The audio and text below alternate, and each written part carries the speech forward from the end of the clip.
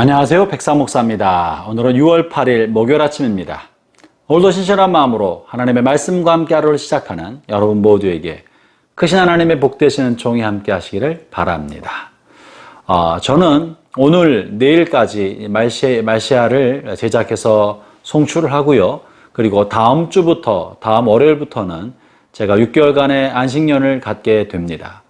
안식년 기간 동안에 말시아를 계속 송출하려고 생각해 보았지만 국내외 여러 곳을 다니게 되어서 아마도 현실적으로 쉽지 않을 것 같습니다. 그래서 오늘 내일까지 말시아를 여러분에게 송출하고 다음 주 월요일부터는 우리가 말마다 묵상하는 매일 성경을 제작하는 성서 유니온에서 매일 성경 본문을 위하여 영상 메시지를 보내고 있습니다. 그래서 매일 성경 본문 성서 유니온에서 제공하는 매일 성경 본문 해설과 설교 말씀을 음성 파일로 해서 이 말시아 영상에 함께 삽입해서 보내도록 하겠습니다.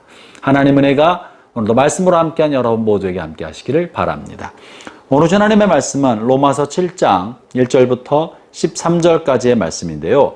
오늘 본문에서는 어제 본문과 이어지는 내용인데 그러니까 율법과 은혜 혹은 율법과 복음에 관한 이야기를 하고 있습니다. 율법이 하지 못했던 일을 복음이 할 수 있게 되었고 율법으로는 우리가 의를 얻지 못하고 사망에 이르게 되었지만 예수 그리스도의 은혜로 말미암아 우리가 생명에 이르게 되었다는 이야기를 여러모로 여러 각도에서 설명해 주고 있습니다. 그러면서 이제 예수 그리스도가 십자가의 죽으심으로 그의 죽으심과 합한 사람은 율법의 모든 율법으로부터 벗어나게 되었다라는 이야기를 하는데요.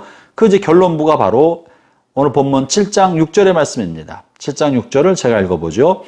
이제는 우리가 얽매였던 것에 대하여 죽었으므로 율법에서 벗어났으니 이러므로 우리가 영의 새로운 것으로 섬길 것이요 율법 조문의 묵은 것으로 아니할지니라. 이전에는 율법을 지켜야만 하나님의 뜻을 이루는 것인 줄로 알았습니다. 엄격하게 율법의 조항을 철저히 지켜야만 하나님을 기쁘시게 될 수 있다고 생각했고 율법의 조항을 하나라도 어기면 하나님 앞에 추름한 심판을 받게 되었던 것이죠.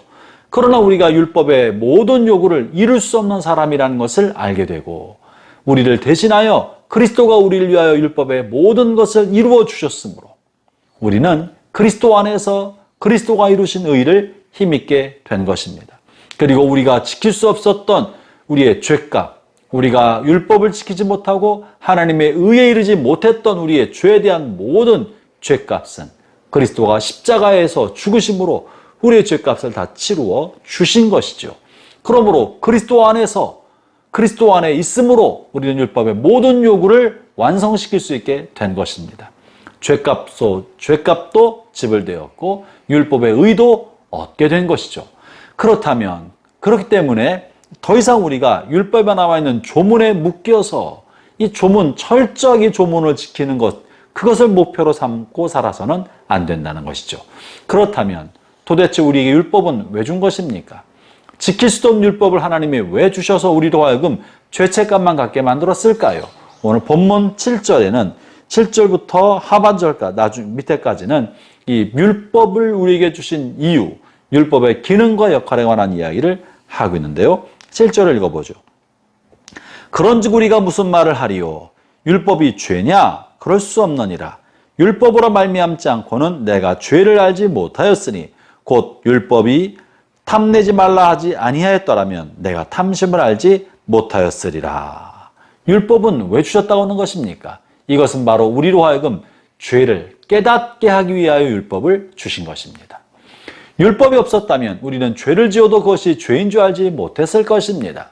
율법이 없었다면 우리는 음란하거나 사람을 죽이거나 거짓말하거나 욕심을 품어도 이것이 죄인 줄 몰랐을 것입니다. 그러나 율법을 주셔서 율법을 통해 우리가 무엇이 죄인지 무엇이 의인지를 발견할 수 있게 된 것 아닙니까? 그러므로 율법을 통해서는 우리가 죄인인 것을 깨닫게 하기 위함인 것입니다. 여러분, 내가 죄인 줄 깨달아야 나의 죄를 대신해 주실 구세주가 필요하다는 것을 알게 됩니다. 내가 얼마나 흉악한 죄인 줄을 발견해야 이 나를 위해서 십자가에서 내 죄값을 지불해 주신 그리스도의 은혜가 얼마나 큰지를 알게 되는 것입니다.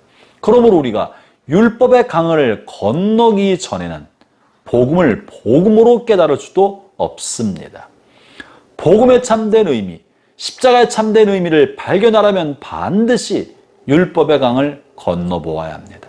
하나님 앞에서 하나님의 눈으로 나를 바라보실 때, 심판자의 준엄한 눈으로 나를 바라볼 때 내가 얼마나 흉악한 죄인이며 사악한 사람인지, 내 뼛속 깊숙이 마음 심령 깊은 곳에서부터 얼마나 부패해 있는지를 발견하지 못한다면 어떻게 그 사람이 자신을 위한 구세주가 필요한 줄을 알겠습니까? 그러므로 우리는 하나님의 모든 말씀을 읽을 때 내가 얼마나 큰 죄인지를 발견해야 합니다. 하나님의 모든 말씀 앞에 설 때 이 말씀에 비추어서 내가 얼마나 악한 사람이며 죄 많은 사람이며 하나님의 뜻에 거슬려 사는 형편없는 인간인 줄을 깨달아야 합니다.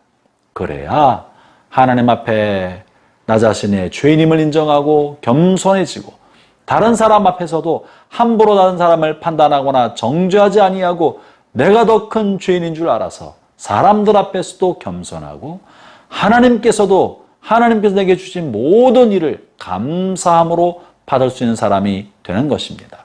사랑하는 형제자매 여러분, 날마다 하나님의 말씀으로 하루를 시작하는 여러분에게 하나님의 복이 늘 함께하기를 바랍니다.